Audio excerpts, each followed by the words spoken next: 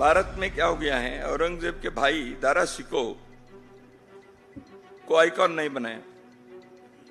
जिन लोगों ने गंगा जमुनी संस्कृति वगैरह कहते हैं, उन्होंने कभी दारा शिकोह को सामने लाने का प्रयत्न किया नहीं। तो इसलिए मुद्दा यह है, भारत में क्या भारत के यहाँ के इथोस के विरुद्ध चले हुए व्यक्ति को उनके नाम से आइकॉन बनाकर चलना है, या भारत के यहाँ के मिट्टी, यहाँ के संस्कृति, यहाँ की परंपरा के साथ जो लोग रहे हैं उनको आइकॉन बनाना है, यह मुद्दा है। तो इसलिए औरंगजेब उसमें नहीं बैठते हैं, जबकि उनके भाई दारा शिकोह उस आइकॉन में उस स्थिति में बैठते हैं। तो it is for a free country to decide why we became freedom. ये वीडियो है आरएसएस के सरकारवाद दत्तात्रेय होसबाले की। ये चाहते हैं औरंगजेब के भाई दारा शिकोह को लोग आदर्श बनाएं, न कि औरंगजेब को। दरअसल बेंगलुरु में आरएसएस के अखिल भारतीय प्रतिनिधि सभा की 3 दिवसीय बैठक के संपन्न होने के बाद दत्तात्रेय होसबाले ने एक पारंपरिक प्रेस कॉन्फ्रेंस को संबोधित करते हुए मुगल बादशाह औरंगजेब के प्रति अपने संगठन के विरोध को स्पष्ट करते हुए सवाल उठाया कि लोग औरंगजेब को अपना आदर्श क्यों मानते हैं, क्यों न दारा शिकोह को अपना आदर्श मानते हैं। औरंगजेब के बारे में तो हम सब सुने हैं, लेकिन दारा शिकोह कौन थे, चलिए जानते हैं। दारा शिकोह मुगल सम्राट शाहजहां के बड़े बेटे थे और औरंगजेब के बड़े भाई थे। The man who would be king book की माने तो उनका जन्म 20 मार्च 1615 को आगरा में हुआ था। दारा को 1633 में युवराज बनाया गया और उन्हें उच्च दर्जा दिया गया। 1645 में इलाहाबाद, 1647 में लाहौर और 1649 में वो गुजरात के शासक बने। शाहजहां इन्हें अपने उत्तराधिकारी के रूप में देखना चाहता था, जो दारा के दूसरे भाइयों को स्वीकार नहीं था। शाहजहां के बीमार पड़ने पर औरंगजेब और मुराद ने दारा के काफिर यानी कि धर्मद्रोही होने का नारा लगाया, क्योंकि उसका झुकाव कट्टरपंथ की बजाय स्वतंत्र सोच की ओर था।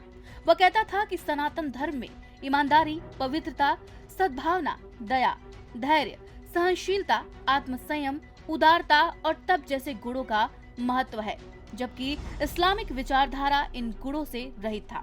दारा की ऐसी सोच औरंगजेब को नागवार गुजरी और अंततः कला इतना बढ़ गया कि युद्ध हुआ।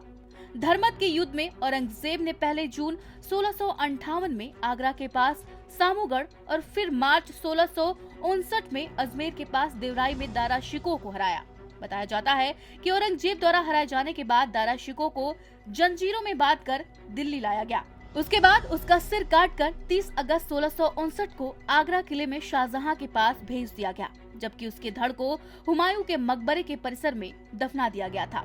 दारा का बड़ा पुत्र औरंगजेब की क्रूरता का शिकार बना और छोटा पुत्र ग्वालियर में कैद कर दिया गया। लोगों को यह जानने की दिलचस्पी है कि आखिर आरएसएस को दारा शिकोह क्यों भरा है। दरअसल कुछ इतिहासकारों का मानना है कि यदि औरंगजेब की बजाय दारा शिकोह का राज होता तो हजारों हिंदुओं की जान बच सकती थी। दारा शिकोह एक सूफी विचारक थे और उन्हें सूफी की गहरी समझ थी। उनका व्यक्तित्व भी काफी विनम्र और सरल था।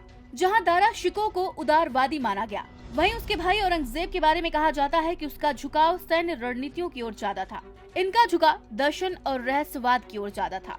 इन्हें उपनिषदों का अच्छा ज्ञान था और ऐसा भी कहा जाता है कि दारा शिकोह ने उपनिषदों का फारसी में अनुवाद भी किया था। उन्होंने उपनिषदों के प्रमुख हिस्सों का अनुवाद करने के लिए विशेषज्ञों की सहायता भी ली थी। सूफीवाद और तौहीद के जिज्ञासु दारा ने सभी सनातन और मुसलमान संतों से सदैव संपर्क रखा। ऐसे कई चित्र उपलब्ध हैं जिसमें दारा को हिंदू सन्यासियों और मुसलमान संतों के संपर्क में दिखाया गया है। दारा काफी प्रतिभाशाली लेखक भी थे। सफीनात अल औलिया और सकीनात अल औलिया उसकी सूफी संतों के जीवन चरित्र पर लिखी हुई पुस्तकें हैं। एक बड़ा वर्ग ऐसा है जो मानता है कि दारा शिकोह को आइकॉन के रूप में पेश करना चाहिए, न कि औरंगजेब को। दारा शिकोह का जीवन और विचार आज भी भारतीय समाज और राजनीति में महत्वपूर्ण चर्चा का विषय बना हुआ है। आप दारा शिकोह के बारे में क्या कहना चाहेंगे, हमें कमेंट में बताएं। वीडियो को लाइक करें, शेयर करें और हमारे चैनल को सब्सक्राइब करना बिल्कुल न भूलें।